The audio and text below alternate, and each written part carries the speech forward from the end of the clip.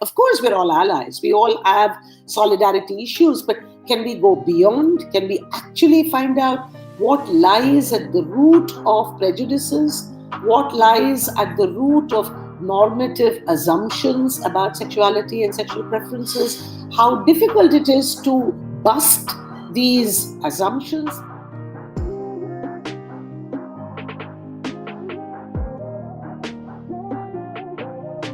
Now, I have to say that I have been in BITS campus, the Goa campus, for the last 2 years.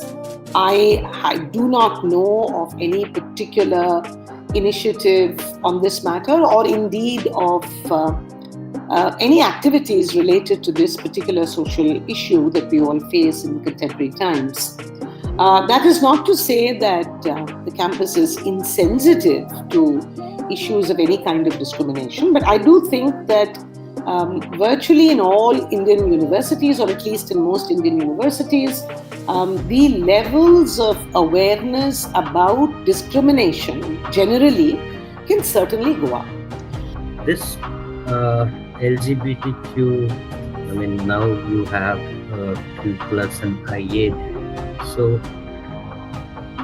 earlier it used to be a stigma, even in Western countries. Now slowly people are understanding, people are becoming more and more aware of the different issues faced by this community. Though some surveys have put the number of LGBTQ plus people in given university, especially in the Western hemisphere of the world, at less than 10% and being considered as minority. I don't think they need to be considered as minority.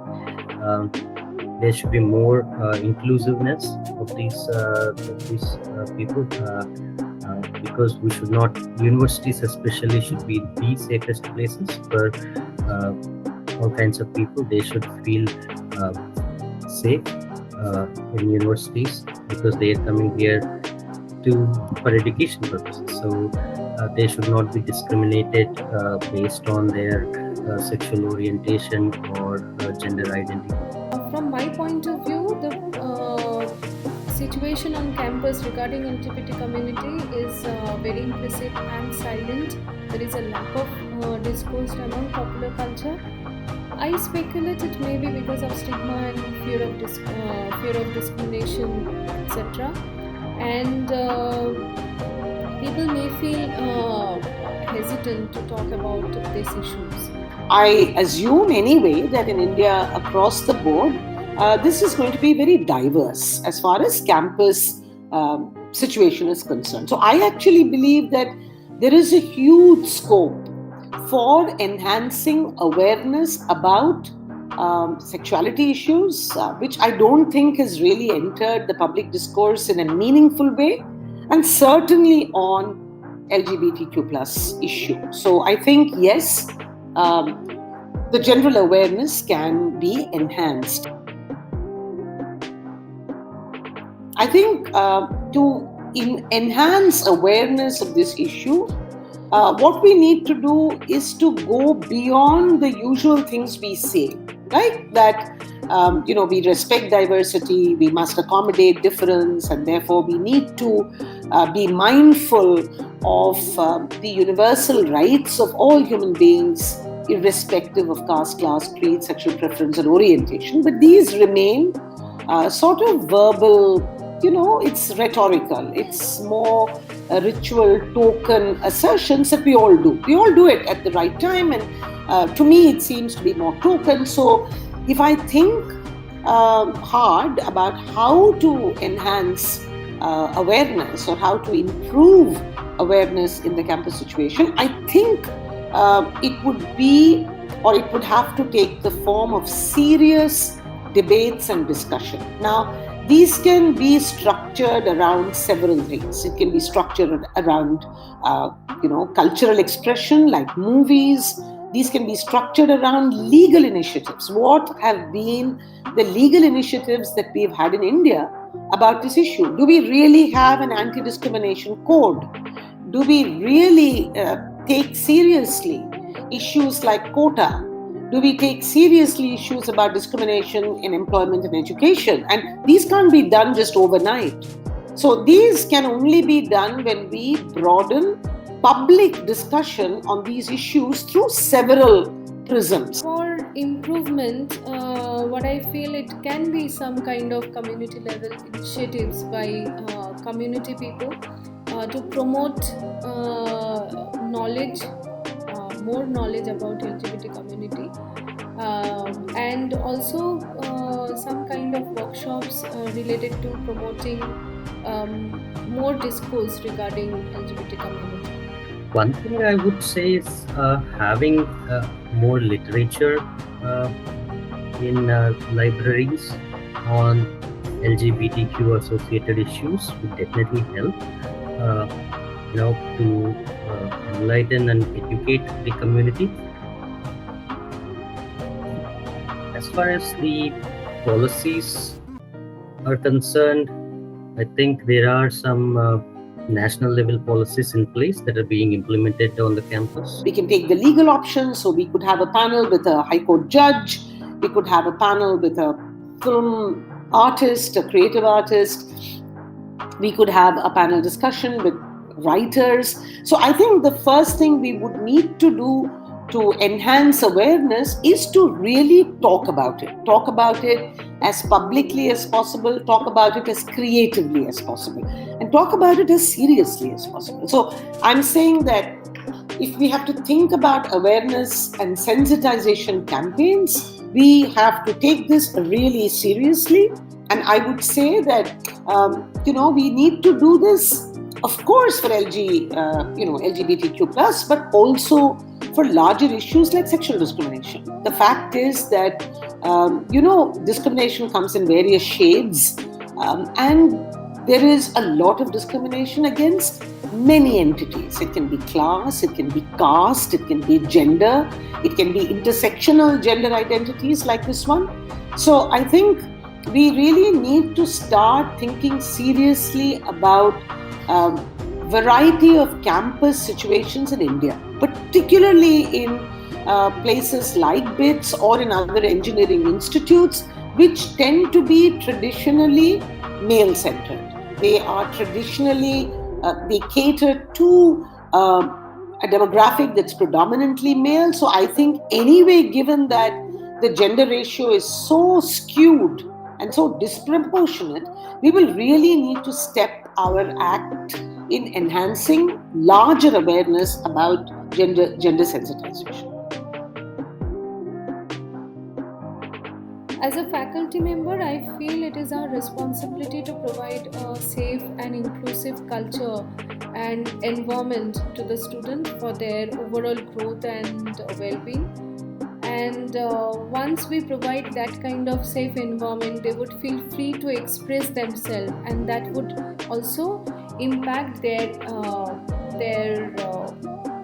achievement or their growth as a student, as a human being. I think the faculty can play an enormously important role. And I think in particular, and I'm not saying this to make a special case for the humanities and social science faculty, but I do think that the HSS faculty in all of these institutes could play a seminal role. See, social sciences is built on and predicated upon understanding the complexity of social experience, social processes, social relations. So, which faculty is better equipped to deal with this historically in a more contemporary issue? So, I think the faculty can certainly take the initiative with the students in developing specific small modules on understanding alternative sexualities. We don't need to make it top heavy in terms of curriculum or in terms of content. I'm not suggesting that the faculty simply thrust all this theoretical literature on the students, but we can have a conversation. We can have a conversation that goes beyond token admissions of anti-discrimination, token admissions of affirmation. And therefore, I think that the faculty can play a key role in developing a series of creative, productive critical conversations, and they have to happen with the students, and they have to happen at various levels.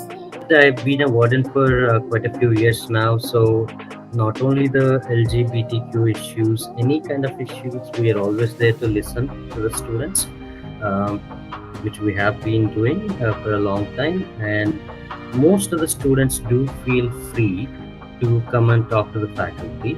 And there may be some that may be, shy to speak up.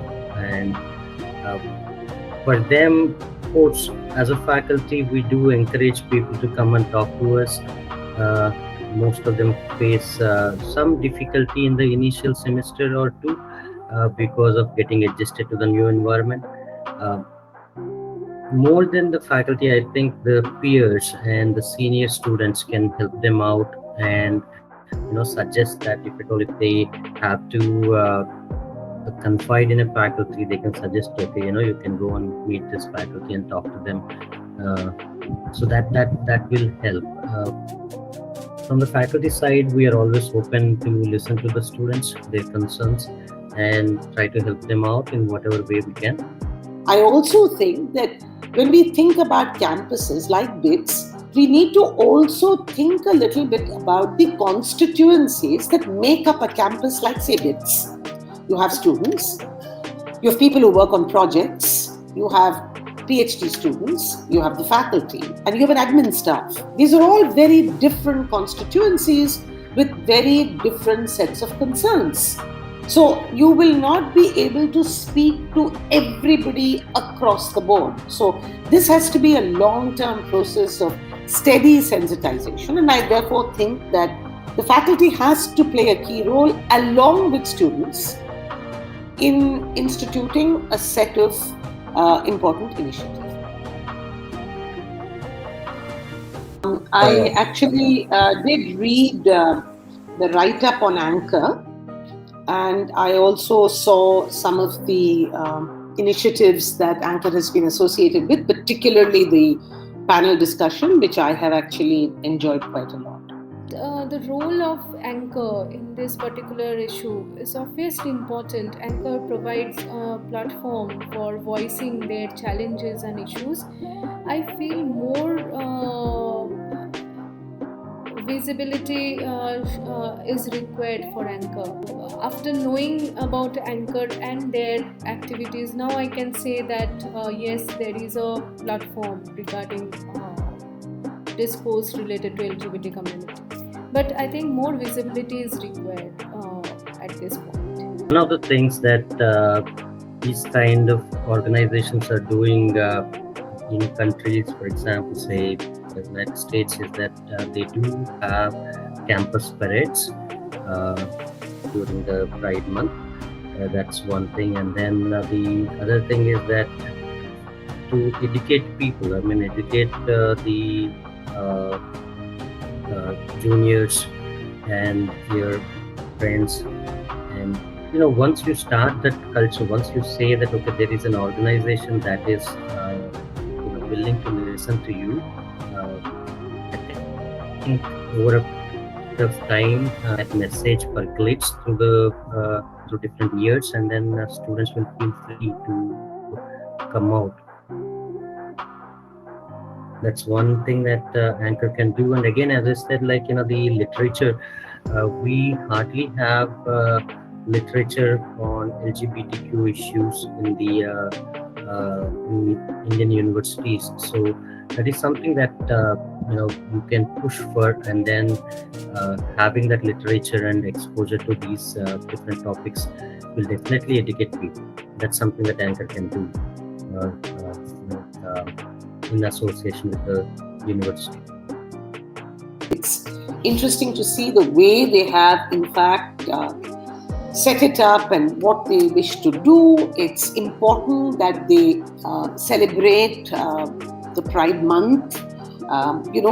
This is an important month. After all, it's the month when you had the Stonewall Uprising in 1969, very, very long time ago, almost 70 years ago in the US. And that was not such an easy uprising to deal with, because although it began as an uprising against police action, against alternative gender identities, it was much more complex than that. So it might be useful for us to have just a meeting, a small talk about why is 1969 so important? Why do we celebrate this Pride Month?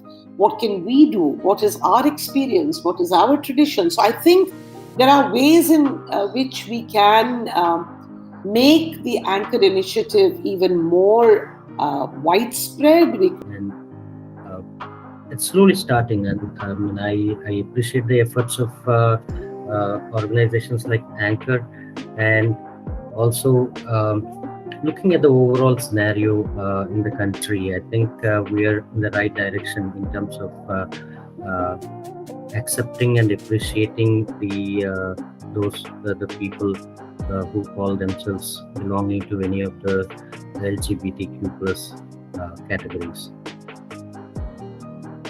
Thank you so much for providing this platform to talk about this issue. Thank you so much. I'd like to acknowledge my own support to the initiative and whatever we can do.